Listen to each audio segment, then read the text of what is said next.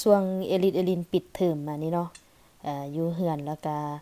จะหาแต่แนวให้เพิ่นเฮ็ดเนาะเพราะว่าเพิ่นก็เริ่มใหญ่ละพากัน6ปี7ปีสิเข้า8ปีแล้วเนาะก็ต้องพยายามสอนลูกให้ลูกรู้จักการเอาตัวเองรอดทุกอย่างเนาะบ่ว่าจะแต่งอยู่ครัวกินเฮ็ดเวียกหอเวียกเฮือนเนาะสอนหมดทุกอันทุกแนวเลยทุกคนมีโอกาสสอนก็สอนเพราะว่ามามองเอลินนี่เป็นห่วงลูกหลายเนาะเพราะว่าเฮาอยู่ต่างแดนคือซี่นะเฮาบ่ค่อยมีภัยร้ายก็สอนให้ลูกรู้จักเอาตัวเองรอดหมดทุกด้านบ่ว่าจะเป็นรอบข้างหรือสังคมหรือว่าการดำรงชีวิตอยู่เนาะทุกคนเนาะมื้อนี้ก็สอนเพิ่นด้วยคำเว้าแบบซี่เนาะจงเป็นคนดีแต่บ่โง่เมตตาได้แต่บ่ปล่อยให้ไผเอาเปรียบเห็นค่าตัวเองโดยบ่ต้องเหยียบย่ำซ้ำเติมไผให้อภัยแม้ว่าเคยถูกทำร้ายมาเฮาบ่เคยลืมแต่เลือกที่จะปล่อยวางเพราะรู้ว่าการแบกแค้นไว้มันทำร้ายใจตัวเองหลายกว่ามักซอยเหลือโดยบ่เคยหวังผล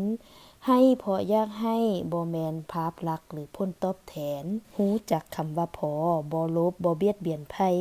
ใช้ชีวิตแบบเรียบง่ายพอใจกับสิ่งที่มีอยู่ตรงหน้าและบ่ทำลายไผด้วยการกระทำและวาจาเพื่อความสุขของตัวเองเด้อลูกก็มักจะซ่อนด้วยคำเว้าสั่งสอนไปสิตลอดเนาะหลังจากเพิ่นตัดมักทูเบอร์แล้วเรียบร้อยแล้วก็ใส่เพิ่นเอามาล้างซ่องน้ำเนาะใส่เพิ่นบอกเพิ่นแล้วเพิ่นก็เฮ็ดตามที่แม่บอกสอนทุกอย่างก็เริ่มใหญ่แล้วเนาะฮู้ความละก็สอนให้ฮู้เฮ็ดไปแต่น้อยไปสิเลยทุกคนมื้อนี้ก็สิมาผัดมักทูเบอร์กินเนาะเฮ็ดแบบสลัดก็สิเอามักทูเบอร์นี้ไปต้มก่อนหลังจากต้มให้สุกไปนิดนึงแล้วเนาะเฮาก็จะเอาขึ้นไปพักให้เสด็จน้ำมันแล้วก็เอาน้ำมันใส่เนยลงไปนิดนึงแล้วก็เอามักทูเบอร์ลงไปผัดหลังจากผัดมักทูเบอร์ลงไปนิดนึงแล้วเฮาก็จะเอากระเทียมลงไปตามด้วย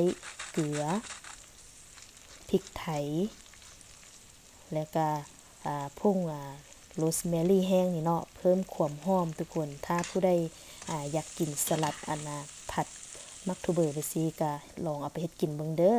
แซ่บๆทุกคนแบบนี้นะเอลินมากพากันเอาไปกินลิ้นปานชีพเลยนะทุกคนเนาะกินแบบสลัดเลยทุกคนมาอยู่ในต่างแดนไปซี่นะยากนะทุกคนเนาะเฮาจะมีคนรู้จักหรือฮักแพงนี่นะเฮาก็สอนลูกให้เบิ่งคนอยู่ที่วัดสูงการกระทำด้วยคำเว้าวาจาอย่างทุกอย่างเนาะให้ฟังออกให้ฮู้ทันฟังเป็นเนาะทุกคนเนาะเพื่อรับมือกับสิ่งแวดล้อมหรือคนรอบข้างบ่ว่าจะไปอยู่ไสก็ต้องพบต้องพออยู่แล้วเนาะมีคนฮักก็ย่อมมีคนสั่งเนาะทุกคนสอนลูกให้รับมือไปตั้งแต่เดี๋ยวนี้แหละทุกคน